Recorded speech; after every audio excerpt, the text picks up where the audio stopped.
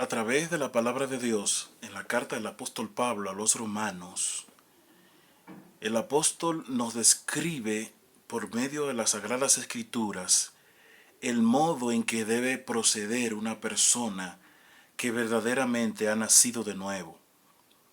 Romanos capítulo 8 es un pasaje maravilloso, es un pasaje extraordinario completamente. Y a través de este pasaje nosotros podemos notar el modo en que el apóstol describe a dos clases de individuos. Dos clases de individuos que a través de estas descripciones nosotros podemos notar el hecho de que verdaderamente estas dos clases de personas podrían estar conviviendo con nosotros en la actualidad. Cuando el apóstol Pablo describe esto, lo describe con la plena certeza y convicción de que en la iglesia del Señor Jesucristo pueden estar asistiendo personas creyentes y pueden a su vez estar asistiendo personas no creyentes.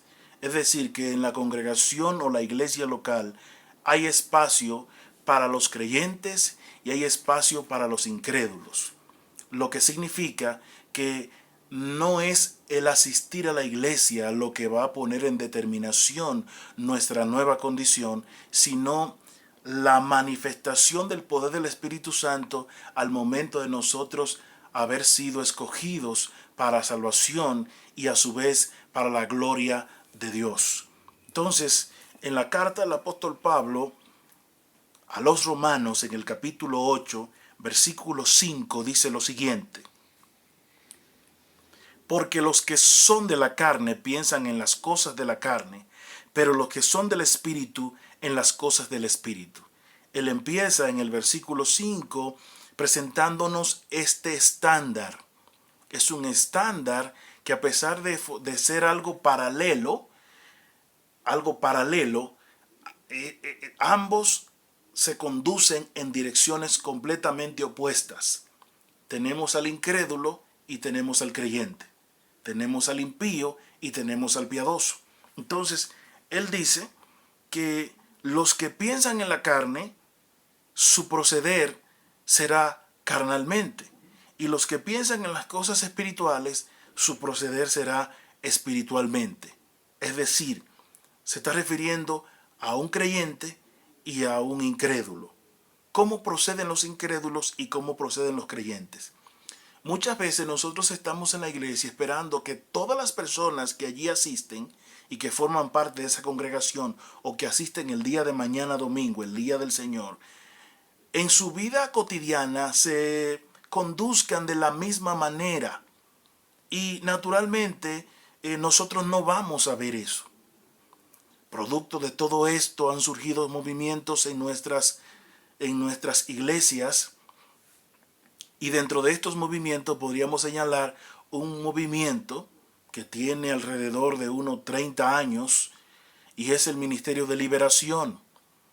El Ministerio de Liberación entiende que dentro de las iglesias hay personas que son salvas y que si aún siguen atadas al adulterio y a la fornicación es porque necesitan ser sometidas a un exorcismo.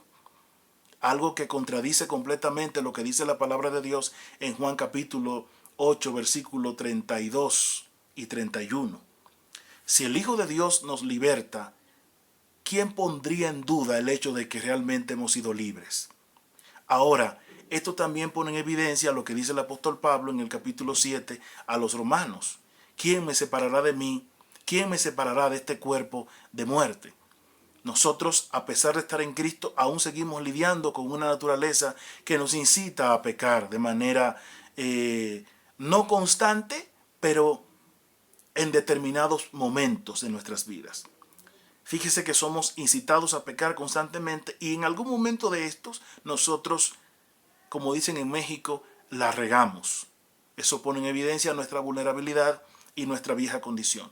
Pero el apóstol Pablo habla aquí acerca del proceder de estos nuevos individuos, de estas nuevas personas que realmente están posicionadas en Cristo.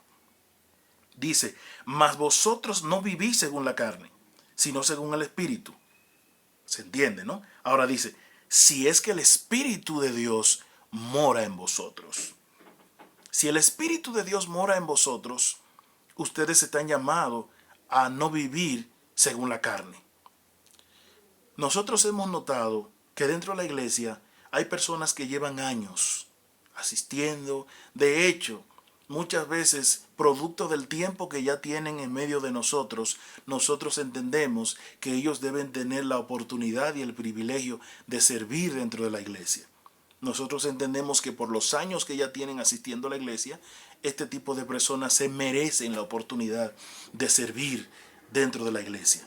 Es un grave error, porque los años no son lo que determinan una nueva naturaleza en ese individuo. Lo que pone en determinación esa nueva naturaleza es el poder del Espíritu Santo, llevando a cada individuo a experimentar la experiencia de un nuevo nacimiento, un cambio que realmente es notable en su conducta. Nosotros hemos visto personas que, a pesar de tener años en el Evangelio, nunca han estado en Cristo. ¿Por qué? Porque su proceder es completamente un proceder impío y un proceder incrédulo. No manifiestan a Cristo en su modo de actuar, no manifiestan a Cristo y una nueva naturaleza en su modo de hablar.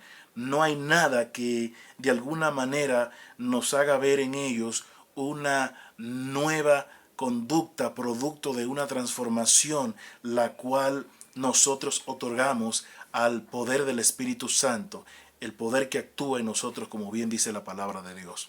Entonces, es importante el hecho de que nosotros entendamos que hay personas que aún siguen actuando en la carne, producto de la ausencia del Espíritu Santo en sus vidas. ¿Qué es lo que hace que una persona, a pesar de tener los años que tienen en la iglesia, sigan con las groserías, las malas palabras, incitados a cometer adulterio, incitados a cometer fornicación? Hay gente que está en fornicación y, a pesar de estar en fornicación, ellos justifican el hecho de que si esa persona con la que ellos están fornicando se aman mutuamente, no hay nada de malo en estar viviendo en fornicación. Es decir, no hay una reprensión en ello. Entonces, todo aquel que está en Cristo y en algún momento es seducido a cometer algún tipo de infracción que lo lleve a pecar contra Dios, eso no puede dejarle tranquilo a usted. Usted tiene que saber automáticamente por el Espíritu Santo que usted está procediendo mal. Usted no está procediendo como debería proceder en su condición de creyente. Entonces, hay dos clases de individuos descritos en Romanos capítulo 8, versículo 5 en adelante. Los que piensan en la carne y los que piensan en el Espíritu. Los que piensan en la carne, a pesar de tener los años que tienen en la iglesia, van a proceder carnalmente.